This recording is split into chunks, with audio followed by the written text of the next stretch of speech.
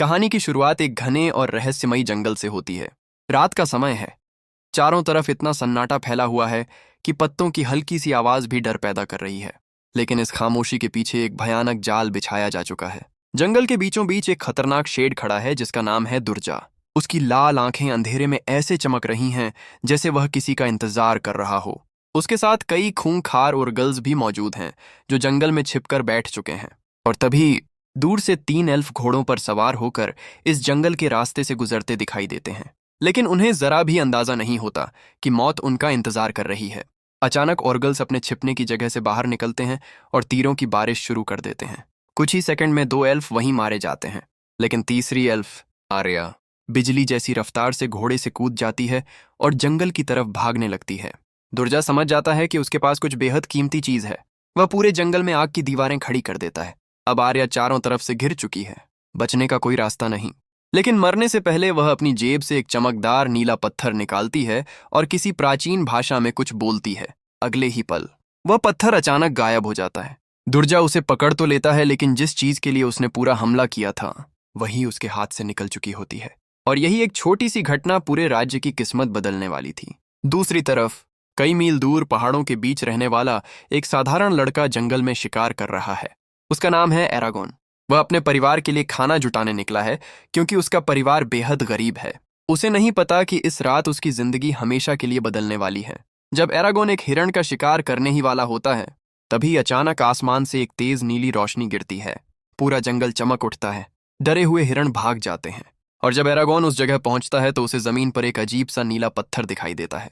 वही पत्थर जिसे बचाने के लिए आर्या ने अपनी जान जोखिम में डाल दी थी।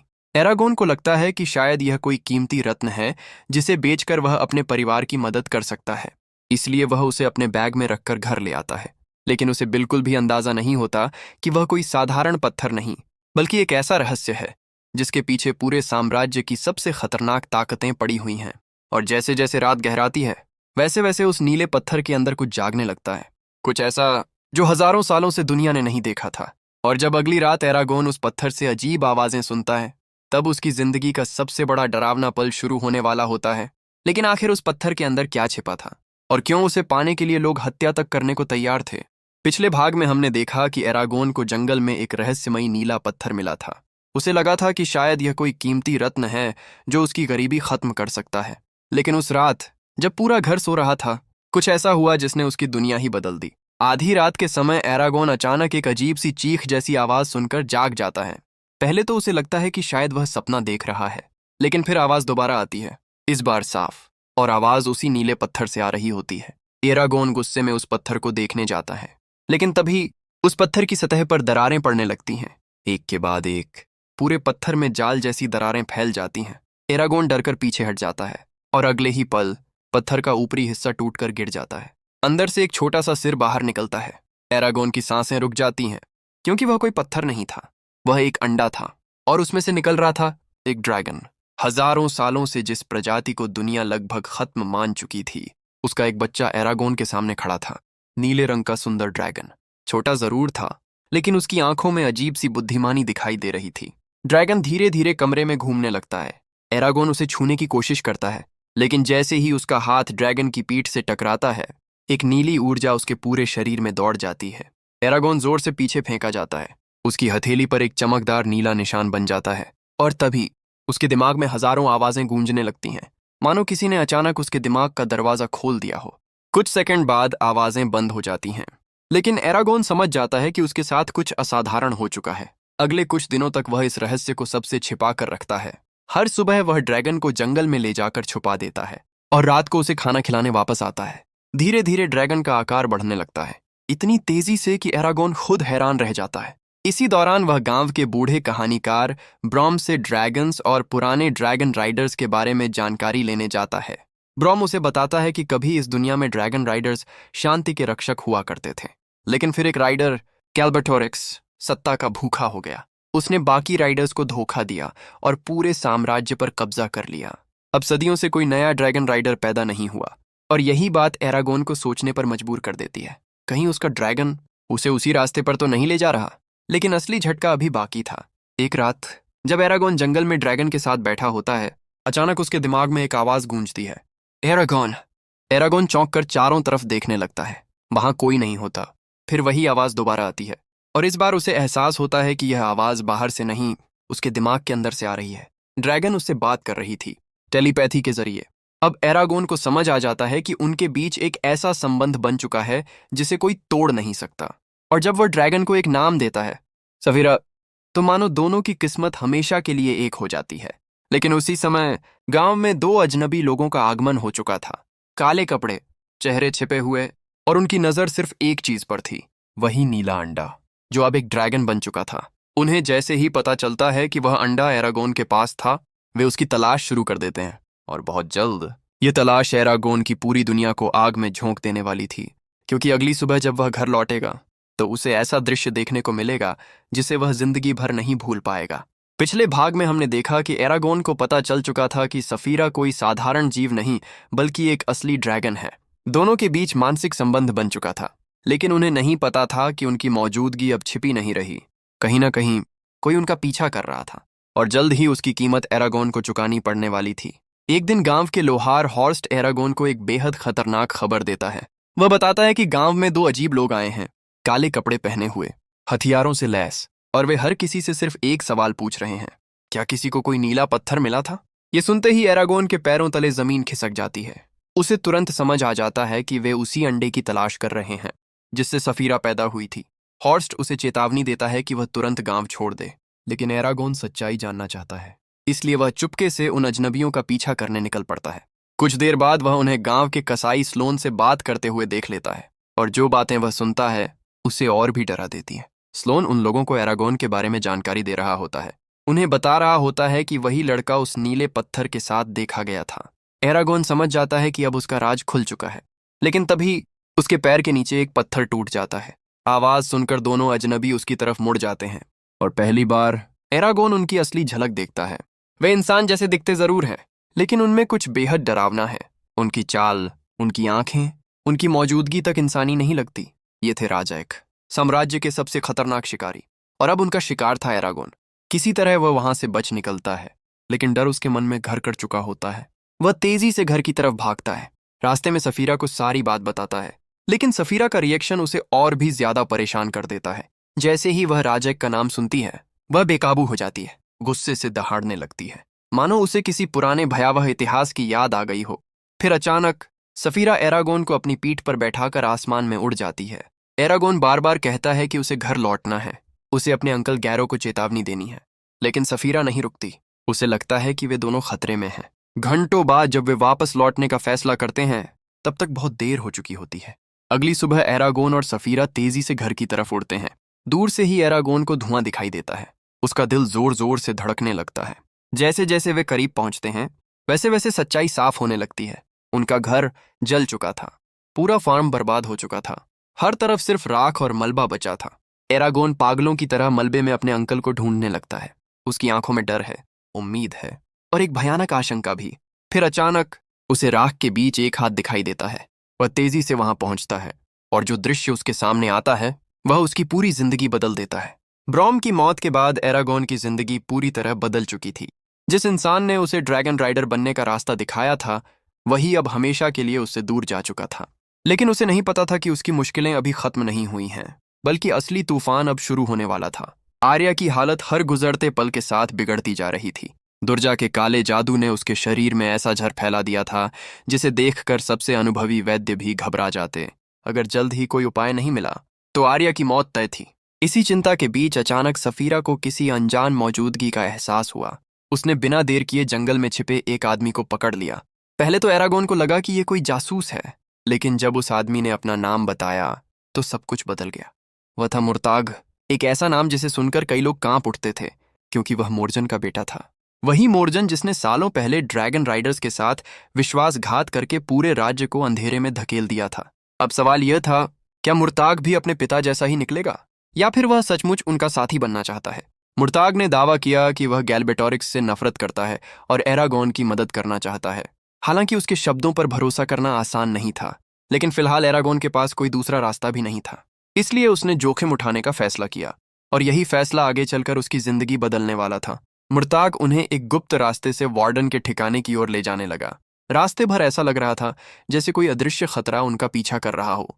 फिर अचानक एक खूंखार उर्गल झाड़ियों के पीछे से निकलकर एरागोन पर टूट पड़ा। हमला इतना तेज था कि एरागोन संभल भी नहीं पाया, लेकिन ठीक उसी समय मुर्ताक का तीर हवा को चीरता हुआ आया और सीधा उर्गल के सीने में जा धंसा। एक ही वार में वह राक्षस ढेर हो गया। अब एरागोन को महसूस होने लगा था कि शायद मुर्ताक सच बोल रहा है। काफी लंबी यात्रा के बाद आखिरकार वे एक विशाल झरने के सामने पहुंचे, लेकिन यह कोई साधारण झरना नहीं था। इसके पीछे छिपा था वार्डन का सबसे बड़ा रहस्य, उनका गुप्त मुख्यालय। जैसे ही वे अंदर पहुंचे, दर्जनों सैनिकों ने उन्हें घेर लिया। हर कोई उस लड़के को देख रहा था जिसके बारे में पूरे एलागेसिया में चर्चा फैल चुकी थी। एक ऐसा लड़का जो शायद गैल्बेटोरिक्स की सत्ता को खत्म कर सकता था। लेकिन उसी समय राजा के महल में कुछ और ही चल रहा था। गैल्बेटोरिक्स गुस्से से आग बबूला हो चुका था। दुर्जा लगातार असफल हो रहा था और एरागोन हर बार उसकी पकड़ से बच निकलता था। तभी एक सैनिक घबराते हुए उसके सामने आया और उसने जो खबर सुनाई, उसे सुनकर गैल्बेटोरिक्स के चेहरे पर एक खतरनाक मुस्कान फैल गई। ऑगल्स ने वार्डन का गुप्त ठिकाना खोज लिया था, यानी अब सिर्फ एरागोन नहीं, पूरा वार्डन संगठन खतरे में था। गैल्बेटोरिक्स ने तुरंत आदेश दिया, सेना तैयार करो, इस बार कोई नहीं बचेगा। उधर वार्डन के नेता अजीहाद पहली बार एरागोन से मिलने वाले थे, लेकिन उन्हें नहीं पता था कि उनके बीच मौजूद एक शख्स पूरे माहौल को युद्ध से पहले ही विस्फोटक बना देगा। क्योंकि जैसे ही अजीहाद की नजर मुर्ताक पर पड़ी, उन्होंने गुस्से में चिल्लाकर कहा, इसे तुरंत गिरफ्तार करो। और यहीं से कहानी ने एक और खतरनाक मोड़ ले लिया। एक ही पल में दर्जनों सैनिकों ने अपने हथियार मुर्ताक की तरफ तान दिए। एरागोन कुछ समझ पाता उससे पहले ही मुर्ताक को पकड़ लिया गया। वह लगातार कहता रहा कि उसने कुछ गलत नहीं किया है, लेकिन कोई उसकी बात सुनने को तैयार नहीं था। आखिर उसका नाम एक ऐसे इंसान से जुड़ा था जिसने पूरे राज्य के साथ विश्वासघात किया था। और कभी कभी लोग तुम्हारे कर्मों से नहीं, तुम्हारे नाम से फैसला करते हैं। उधर दूसरी तरफ आर्या की हालत धीरे धीरे सुधर रही थी। वार्डन के वैद्य उसकी जान बचाने में सफल हो चुके थे। जब एरागोन ने उसे होश में देखा तो उसके चेहरे पर पहली बार राहत दिखाई दी। लेकिन यह सुकून ज्यादा देर टिकने वाला नहीं था, क्योंकि उसी समय वार्डन के चौकीदार भागते हुए अंदर आए। उनके चेहरे पर साफ डर दिखाई दे रहा था। उन्होंने बताया कि दुश्मन की सेना बहुत तेजी से उनकी तरफ बढ़ रही है, और इस बार दुर्जा अकेला नहीं था। उसके साथ हजारों उर्गल्स और राजा के प्रशिक्षित सैनिक भी थे। यह सुनते ही पूरे मुख्यालय में अफरा तफरी मच गई। हर कोई समझ चुका था कि अब निर्णायक युद्ध होने वाला है। एक ऐसा युद्ध जिसके बाद या तो वार्डन बचेंगे या फिर हमेशा के लिए इतिहास बन जाएंगे। अजीहाद ने तुरंत युद्ध परिषद बुलाई। सभी बड़े योद्धा वहां इकट्ठा हुए, और तभी पहली बार एरागोन को एहसास हुआ कि अब लोग उसे एक साधारण लड़के की तरह नहीं देख रहे। अब सभी की उम्मीदें उसी पर टिकी थीं, क्योंकि उनके पास सिर्फ एक ड्रैगन था, और वह ड्रैगन था सफीरा। युद्ध शुरू होने से पहले अजीहाद एरागोन को अपने साथ लेकर गया। वहां उसे एक विशेष कवच पहनाया गया। चमकता हुआ कवच उसके शरीर पर आते ही ऐसा लग रहा था जैसे एक किसान लड़का सचमुच योद्धा बन चुका हो। फिर अजीहाद ने उसकी आंखों में देखते हुए कहा, आज अगर हम हार गए तो पूरी दुनिया गैल्बेटोरिक्स के पैरों तले कुचल दी जाएगी। ये शब्द सुनकर एरागोन के अंदर एक नई आग जल उठी। इसी बीच आर्या उसके पास आई। कुछ क्षणों के लिए दोनों चुप रहे। फिर आर्या बोली, कभी कभी किस्मत पूरी दुनिया बदलने के लिए एक इंसान चुनती है, और शायद वह इंसान तुम हो। एरागोन ने कुछ नहीं कहा, लेकिन पहली बार उसे महसूस हुआ कि शायद सचमुच उसकी जिंदगी किसी बड़े मकसद के लिए बनी है। उधर दूसरी तरफ दुर्जा अपनी सेना के साथ वार्डन के ठिकाने के बाहर पहुंच चुका था। हजारों उर्गल्स युद्ध के लिए दहाड़ रहे थे। सैनिक तलवारें लहरा रहे थे, और दुर्जा के चेहरे पर वही खतरनाक मुस्कान थी। उसे पूरा विश्वास था कि सूरज डूबने से पहले वार्डन का अस्तित्व खत्म हो जाएगा। फिर अचानक एक जोरदार धमाका हुआ। पूरी गुफा कांप उठी। विशाल मुख्य द्वार पर पहला हमला हो चुका था। दूसरा वार, तीसरा वार। पत्थरों में दरारें पड़ने लगीं। वार्डन के सैनिक अपनी जगह संभालकर खड़े हो गए। हर किसी की सांसें तेज हो चुकी थीं। और फिर एक ऐसा धमाका हुआ जिसने पूरी गुफा हिला दी। मुख्य द्वार टूट चुका था। अगले ही पल हजारों उर्गल्स अंदर घुस पड़े। युद्ध शुरू हो गया। चारों तरफ चीखें, तलवारों की टकराहट और तीरों की बारिश होने लगी। वार्डन पूरी ताकत से लड़ रहे थे, लेकिन दुश्मनों की संख्या बहुत ज्यादा थी। कुछ ही मिनटों में हालात बिगड़ने लगे। ऊपर खड़ा एरागोन ये सब देख रहा था। उसे समझ आ गया कि अगर अभी कुछ बड़ा नहीं किया गया तो ये लड़ाई हार जाएगी। उसने तुरंत सफीरा को बुलाया। अगले ही क्षण विशाल नीली ड्रैगन आसमान से नीचे उतरी। एरागोन उसकी पीठ पर चढ़ गया, और फिर सफीरा ने अपना मुंह खोला। भयंकर आग की लपटें सीधे दुश्मनों पर बरस पड़ीं। कुछ ही सेकंड में पूरा युद्ध क्षेत्र जलती हुई लाशों से भर गया। वार्डन के सैनिक खुशी से चिल्लाने लगे, लेकिन उन्हें नहीं पता था कि असली खतरा अभी मैदान में उतरा ही नहीं है, क्योंकि अंधेरे के बीच दुर्जा अपनी सबसे खतरनाक चाल चलने वाला था और अगले कुछ मिनटों में एरागोन का सामना ऐसे दुश्मन से होने वाला था जो उसकी मौत का कारण बन सकता था। युद्ध अपने सबसे खतरनाक मोड़ पर पहुंच चुका था। चारों तरफ आग, चीखें और तलवारों की टकराहट की आवाजें गूंज रही थीं। लेकिन अचानक पूरा मैदान कुछ सेकंड के लिए शांत हो गया, क्योंकि अंधेरे के बीच से कोई आ रहा था। एक ऐसा दुश्मन जिसका नाम सुनकर बड़े बड़े योद्धाओं के चेहरे का रंग उड़ जाता था। दुर्जा। उसकी आंखों में वही क्रूरता थी और चेहरे पर वही डरावनी मुस्कान। लेकिन इस बार वह अकेला नहीं था। उसके साथ था एक विशाल दानवी प्राणी, काले जादू से बनाया गया एक भयंकर ड्रैगन। उसे देखते ही कई वार्डन सैनिकों की उम्मीद टूट गई। अब उन्हें समझ आ गया था कि असली लड़ाई अभी शुरू हुई है। ऊपर आसमान में सफीरा बेचैन हो उठी। उसे महसूस हो रहा था कि सामने मौजूद खतरा पहले से कहीं ज्यादा बड़ा है। लेकिन एरागोन पीछे हटने वालों में से नहीं था। उसने तलवार मजबूती से पकड़ी और सफीरा को सीधे दुर्जा की तरफ उड़ने का आदेश दिया। अगले ही पल दोनों ड्रैगन हवा में टकराए। धमाका इतना जोरदार था कि नीचे खड़े सैनिकों ने अपने कान ढक लिए। पूरा आसमान मानो कांप उठा। सफीरा पूरी ताकत से लड़ रही थी। वह आग उगल रही थी, पंजों से हमला कर रही थी। लेकिन दुर्जा का दानवी ड्रैगन दर्द महसूस ही नहीं करता था। वह सिर्फ विनाश के लिए बनाया गया था। अचानक उसने मौका पाकर सफीरा की गर्दन को अपने जबड़ों में जकड़ लिया। सफीरा दर्द से चीख उठी। उसकी चीख सुनकर एरागोन का दिल कांप गया। उसने पहले कभी उसे इतनी कमजोर हालत में नहीं देखा था। नीचे खड़ी आर्या यह सब देख रही थी। उसकी आंखों में चिंता साफ दिखाई दे रही थी। अगर सफीरा हार जाती तो एरागोन भी ज्यादा देर तक जिंदा नहीं रह पाता। दूसरी तरफ दुर्जा अब हंस रहा था। उसे यकीन हो चुका था कि जीत उसकी है। उसने काले जादू की शक्ति इकट्ठी की और एरागोन पर हमला कर दिया, एक के बाद एक हमला। एरागोन लगातार कमजोर पड़ता जा रहा था। कुछ क्षणों के लिए ऐसा लगा कि कहानी यहीं खत्म होने वाली है। लेकिन तभी उसे ब्रॉम की आखिरी बात याद आई। वह आवाज उसके दिमाग में गूंज उठी। दुर्जा को हराने का सिर्फ एक तरीका है, उसके दिल पर वार करना। यही उसकी आखिरी उम्मीद थी। लेकिन दुर्जा तक पहुंचना नामुमकिन लग रहा था। और तभी सफीरा ने ऐसा किया जिसकी किसी ने कल्पना भी नहीं की थी। गंभीर रूप से घायल होने के बावजूद उसने अपनी बची हुई सारी ताकत जुटाई। फिर अचानक अपनी विशाल पूंछ घुमाई और एरागोन को हवा में बहुत दूर तक उछाल दिया। कुछ सेकंड के लिए एरागोन खुद भी समझ नहीं पाया कि क्या हुआ है। लेकिन अगले ही पल उसे एहसास हुआ, सफीरा उसे सीधे दुर्जा तक पहुंचा रही थी। अब सब कुछ उसी पर निर्भर था। पूरा युद्ध क्षेत्र मानो थम गया। हर किसी की नजर उसी पर थी। हवा में उड़ते हुए एरागोन ने अपनी लाल तलवार दोनों हाथों से पकड़ ली। दुर्जा ने उसे आते देखा। उसने बचने की कोशिश की, लेकिन अब बहुत देर हो चुकी थी। अगले ही पल एरागोन बिजली की रफ्तार से उसके सामने पहुंचा और पूरी ताकत के साथ तलवार उसके सीने में उतार दी। तलवार सीधी उसके दिल को चीरती हुई निकल गई। दुर्जा की आंखें फैल गईं। उसके चेहरे पर पहली बार डर दिखाई दिया। फिर एक भयानक चीख पूरे युद्ध क्षेत्र में गूंज उठी और अगले ही पल दुर्जा का अंत हो गया। अपने नेता को मरता देखकर उर्गल्स घबरा गए। राजा की सेना पीछे हटने लगी। वार्डन के योद्धाओं ने जोरदार हमला किया। कुछ ही देर में युद्ध का रुख पूरी तरह बदल गया। वार्डन जीत चुके थे, लेकिन जीत की खुशी ज्यादा देर नहीं रही, क्योंकि सफीरा बुरी तरह घायल होकर जमीन पर गिर चुकी थी। उसके शरीर से खून बह रहा था, सांसें कमजोर पड़ रही थीं। एरागोन तुरंत उसके पास पहुंचा। उसने अपनी सारी जादुई शक्ति इस्तेमाल कर दी। बार बार मंत्र पढ़े, बार बार उसे बचाने की कोशिश की, लेकिन कोई असर नहीं हुआ। धीरे धीरे उसकी अपनी ताकत भी खत्म होने लगी और आखिरकार वह बेहोश होकर जमीन पर गिर पड़ा। जब उसकी आंख खुली तो सबसे पहला सवाल उसके होंठों पर था, सफीरा कहाँ है? उसके सामने मुर्ताक खड़ा था। चेहरे पर अजीब सी गंभीरता थी। उसने धीरे से कहा, वह अब हमारे बीच नहीं रही। यह सुनते ही एरागोन का दिल टूट गया। उसे लगा जैसे उसने सब कुछ खो दिया हो। लेकिन तभी मुर्ताक के चेहरे पर मुस्कान आ गई और उसने पीछे देखकर जोर से पुकारा, सफीरा। अगले ही पल विशाल पंखों की आवाज पूरे मैदान में गूंज उठी। एरागोन ने पीछे मुड़कर देखा और जो उसने देखा उस पर यकीन करना मुश्किल था। सफीरा पूरी तरह सुरक्षित उसके सामने खड़ी थी, जिंदा, मुस्कुराती हुई और पहले से भी ज्यादा मजबूत। एरागोन की आंखों में खुशी के आंसू आ गए। युद्ध खत्म हो चुका था। दुर्जा मर चुका था। वार्डन बच चुके थे। लेकिन कहानी अभी खत्म नहीं हुई थी, क्योंकि कहीं दूर अपने काले सिंहासन पर बैठा गैल्बेटोरिक्स अभी भी जिंदा था।